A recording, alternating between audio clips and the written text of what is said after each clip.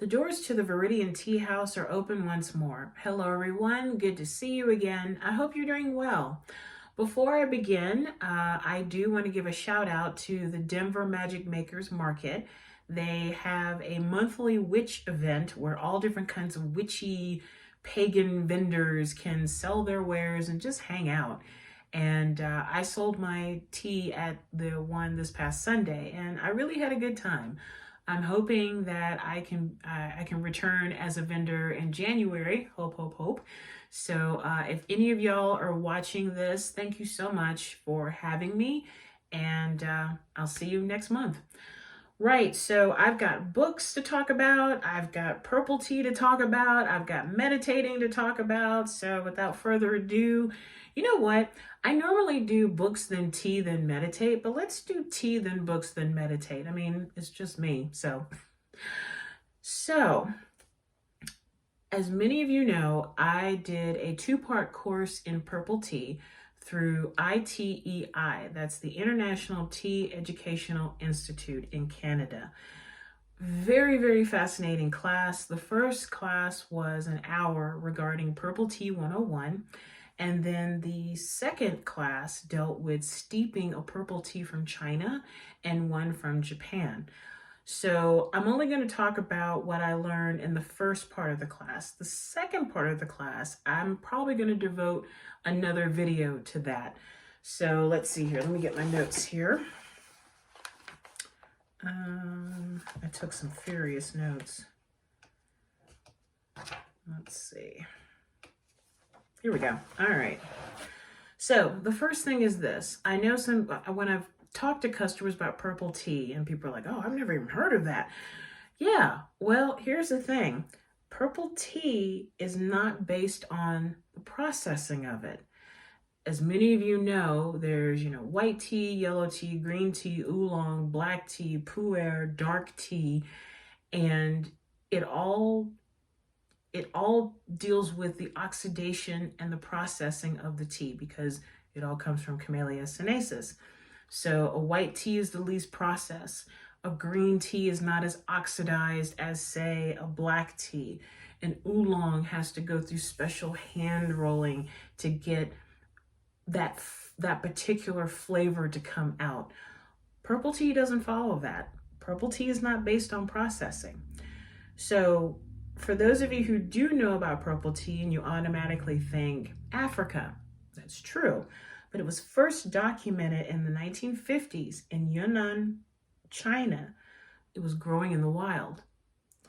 Then it was redocumented in 1985 in Menghai, China, growing wild. But it wasn't cultivated until the Tea Research Foundation of Kenya took plants from India, because it went from China to India and then Kenya took it. And now they're one of the top growers of purple tea.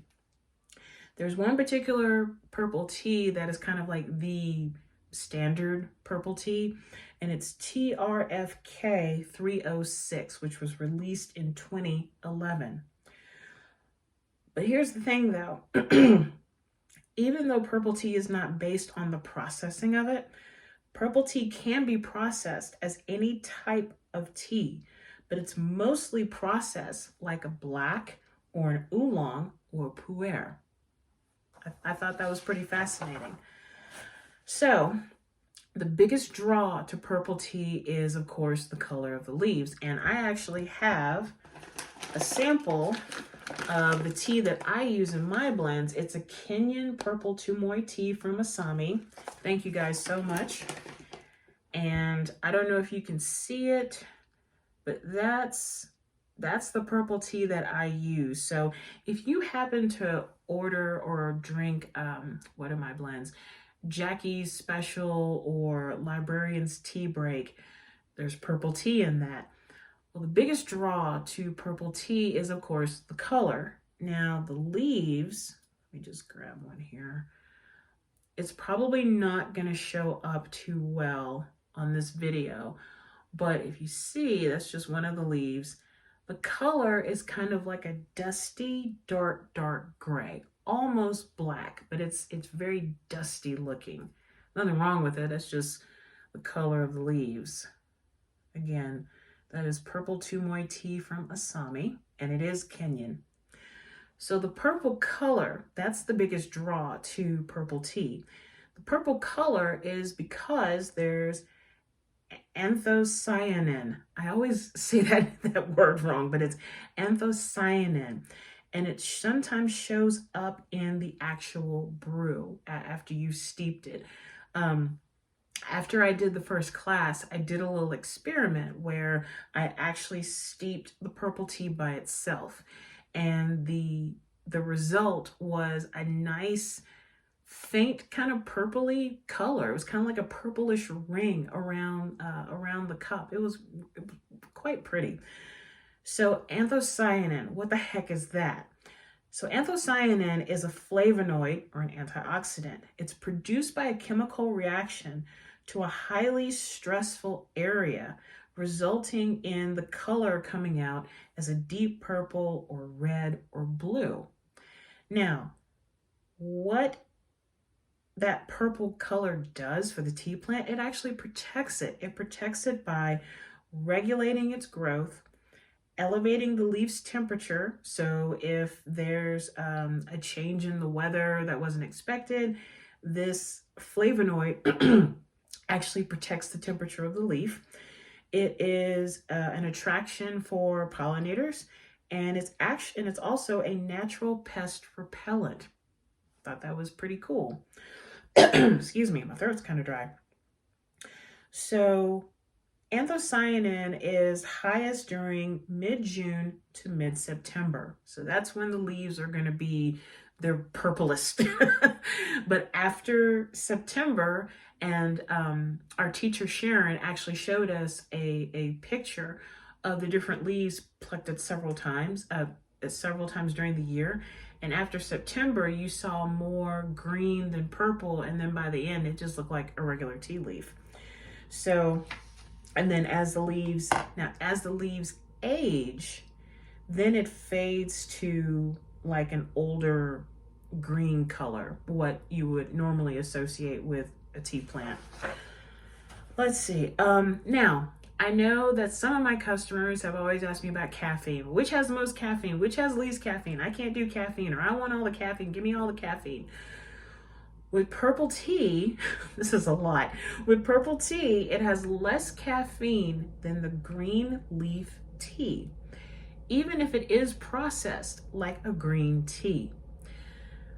So for years, in my own education, in my own studies, I've learned that white tea had the least amount of caffeine. That's not true. That's not true at all. White tea has some of the highest levels of caffeine. So if you're trying to steer away from caffeine, I really would not recommend a white tea. And I think it's because of the processing. White tea is processed the least, as opposed to like black, or like with green. Green is not as oxidized as a black, but you're going to get, I think purple and green kind of have, white and green kind of have the same amount of caffeine. White may have a little bit more, but in terms of purple tea, it has less caffeine than a green. Everybody goes to green because of all the health benefits and whatnot, but the caffeine level, something to think about. Now, here's a little side note that I learned, that the least caffeinated tea is actually oolong. Who knew? You know, I don't know about you, but I love a good tea guanyin or a Taiwanese milk oolong. If you can get your hands on some milk oolong, you don't need any sugar. It's just, it's velvet in a cup. It really is. So, some benefits of anthocyanin, for those of you who are health conscious: it protects against neurodegenerative brain diseases. It has cancer-fighting properties. It's anti-inflammatory. It reduces blood pressure. It's anti-hypertension, bone mass loss prevention, and it contains the tannin GHG, which is good with anti-obesity and anti-aging. So, you know, the next time you have a chance to try some purple tea, try it, because it's more than just a beautiful colored tea. There's a lot of health benefits thanks to the anthocyanin. Let's see. Also, purple tea is better for you in the morning or early afternoon.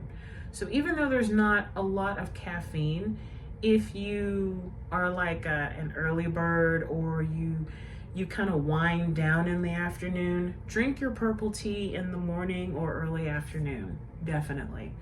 So that is part of what I learned in the purple tea class sponsored by ITEI, and I will talk more about purple tea in a future Viridian Tea House video. I hope you learned something. I'll tell you something on a side note. With all of my blends that have purple tea in them, I now have a greater respect for purple tea. I really, really do. I have respect for tea across the board, but in learning what I learned about purple tea, it just kind of raises it just a little bit higher for me. So, and in fact, this is a cup of Librarian's Tea Break. If you've never ordered from me before, Librarian's Tea Break is Asami Tumoy purple tea leaf, peppermint, jasmine, and roses. And this is a little tub with some of it in there. I don't know if you can see it. I know there's like a glare, but that's basically Librarian's Tea Break. And I'll tell you something, I can't keep that one in stock. One of the stores that I work with, Apothecary Fairy in Littleton, she's always telling me, do you have more bags? Do you have more bags? Do you have more bags of Librarian's Tea Break? And I'm like, I can only blend so much, I swear. Which, by the way, Elia, if you're watching this, I've got more bags for you. I'll give them to you sometime this week, I swear. But the color, like I'm looking at this, like I let this steep for about 4 minutes, and the color is a mottled purple. So again, it's interesting in the tea industry when you have one group of people that'll say, no, it's definitely A. And then you think, oh, well, okay, that's A. Then you meet with a whole other group of tea experts and they're like, no, actually it's B. And here's the reason why. So the bottom line is this: tea is good for you no matter what. If you enjoy white, green, oolong, pu'er, purple, tea is good for you. Tea has many, many health benefits for you.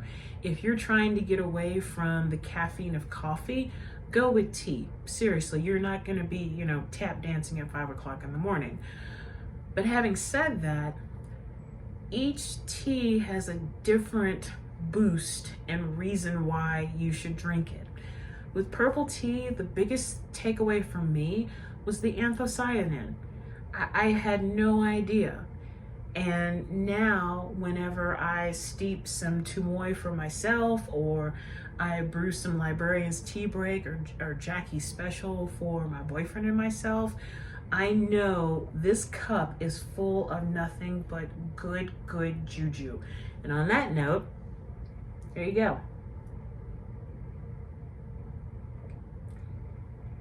Oh, this is one of my favorite blends. I'm so proud of this blend. I'm proud of all my blends, but I'm really proud of this one. And what's interesting is that as the temperature has gone down, I am getting more of the purple and also the peppermint. The roses and the jasmine are kind of in the back. Now, when it was hotter, I got more of the floral. And that's just it with purple tea. You like the leaves kind of have like a berry sweet scent to them. It's not like an overpowering sweet berry, but you can detect it.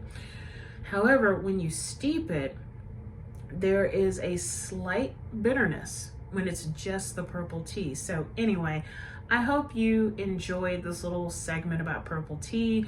And the second part of purple tea, like I said, will be in a future video, but I have so much more respect now for purple tea. So if you are wanting to try something new or different for you, definitely check out like Asami Tea Shop. They have all kinds of African teas, and especially the purple Tumoy tea. If you want to try it in a blend first, try my company. I mean, and then there's also another really good purple tea company called Just Tea. They're all about the African purple tea and their different purple blends. If I remember correctly, there was one called Purple Rain that I tried, which was just, you didn't need sugar, seriously. So much thanks to ITEI, to Asami Tea Shop, and to all the purple tea growers of the world. Thank you so much. Your tea is fantastic. That is delicious. All right, so let's get to the book part. So let's see here. So the first book I want to talk about, this is the second time I've read this book. I met Laurie Bolanos years ago. It was at a NOLA convention, or I think it was NOLA. It was some Gulf Coast convention. And I bought her book and I loved it. And then years later, I've noticed that I am going back and I'm rereading books that I haven't read in quite some time to be like, okay, do I still love this book? Do I want to pass it on? Oh my gosh, I didn't realize that was there. So Prince of Conjurers, reading this a second time, it held up on its own. This is a worthy sequel to Phantom of the Opera. And I remember the first time I read Prince of Conjurers, I then read Phantom of the Opera, and I was like, oh, all this makes sense. So let me read the back of it for you. Excuse me. Based on Gaston Leroux's classic novel, The Phantom of the Opera. What if the Phantom of the Opera changed his mind after releasing Christine and Raoul? What if he staged his own death? What if he intended to claim Christine as his own? Weeks after staging his own death, Eric follows Christine and her husband to New Orleans, discarding his Phantom of the Opera persona and leaving his past behind. Now, as the Prince of Conjurers, he seeks assistance from New Orleans voodoo queen Marie Laveau. His mission, to procure Christine's soul. When Eric conjures his beloved into another woman's body, it doesn't work quite as he plans, as to say the least. Oof. As he tries to fix his mistake, he receives help from an unexpected source, and Eric accesses a power he never knew he possessed. After losing her cheating husband in a painful divorce in her house to Hurricane Katrina, Juliana Francois decides to start a new life. She buys a fixer-upper in the French Quarter filled with hidden artifacts, including an unusual bracelet that changes the course of her life. With the help of attractive antiquities owner Heath Smith, with skin the color of a cafe au lait, I remember that, she learns of the bracelet's fascinating history. Then an unexpected reading from Star, a voodoo practitioner who believes in past lives, leaves her with more questions than answers. Julie takes the ultimate risk to discover who she was before she was born. This is the great mix of New Orleans history, Gothic, romance, and Atlantis. I'm not going to go more about that. Whoops. There we go. Sorry if they were faded out for just a moment. I don't gravitate toward romances. Now, if the book that I'm reading actually has a romance element to it, yeah, I'm going to love it. I mean, who doesn't like romance? But the romance in here, it just makes you sigh. And reading it a second time, like all the old memories kept flooding back. And I was like, I love this romance. I love this story. This is like, I could just imagine New Orleans in the past with Eric chasing down Christine and changing his mind. And I'm not going to say how. I mean, it's kind of written out in the back of the book, but beautiful and not tragic love story. The tragic part is it's not there this time. This, as I've said, is a worthy sequel to Phantom of the Opera. And if you have, even if you've never read the book, but you know the story, you really do need to read Prince of Conjurers. I mean, it is excellently written.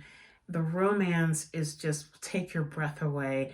And if you love New Orleans as much as I do, you'll get even more of a kick out of it. So Prince of Conjurers by Laurie Bolanos gets Viridian Tea House's 5 pots of delicious New Orleans tea. Thank you so much, Laurie. And please write more books, please. She is an excellent, excellent storyteller. Like, you open up the book and you are no longer sitting on your couch or reading in your bed. With this book, you are in New Orleans, in the present and in the past, and you can't help but be swept away. You just can't help it. So thank you again for an excellent second read. Thank you so much. So the next book I would like to discuss, let's see what time we got here. Okay, we're good, is dealing with the world of ephemera and antiques. So this particular author, Barbara Hodgson, I love her books. If you've never heard of her before, I think she did some collaborating with Nick Bantock, who is the author of the Griffin and Sabine books. She kind of has her own thing that kind of looks like Griffin and Sabine, that whole, you open up the envelopes and there are these old postcards and all these strange photographs and whatnot. So this is Trading in Memories, Travels Through a Scavenger's Favorite Places. And this is essentially, you get to walk in her footsteps as she travels to different cities around the world, picking up ephemera, picking up memories, whether it's, faded pictures or, old postcards, or taking a picture of water bearers in Marrakesh. I mean, it's just beautiful. But so the places she goes to, and this is like one of the photos that she's got in the book. So you get an idea as to what you're in for. Excuse me. So some of the places she goes to: London, Brussels, Paris, Rochefort, Naples, Budapest, Istanbul, Damascus, Aleppo, Aswan, Marrakesh, Fez el Jadid, Tangier, Shanghai, Stanley, Los Angeles, Portland, and ending in Vancouver. But this, she talks about, visiting cemeteries and then visiting old bookstores and bazaars where you never know what you're going to find. You never know who's going to be selling what. But if you are into collecting, like going to a bookstore, a used bookstore, and finding, old ticket scraps or discarded love letters or things like that, you will love Trading in Memories. And this gets Viridian Tea House's 5 pots of antique tea. Thank you, Barbara. Thank you again. Appreciate it. Well, let's see how I read for time. Okay, we're pretty good. So instead of meditating, since I did talk a lot, let me just raise my tea cup to you and say, may you have a wonderful holiday season, whether you celebrate Christmas or Hanukkah or Yule or what have you. May this be a time of rest and recuperation. May this be a time to ponder and think. And may this be a magical time for you, for yourself, for loved ones. If you're going to be with family, if you're going to be by yourself, make this a time for you. So having said that, I wish you, there's going to be more videos, of course, but just getting it out now. I wish you a wonderful holiday season, and have some purple tea on me. And I'll see you next week. Take care. Bye for now.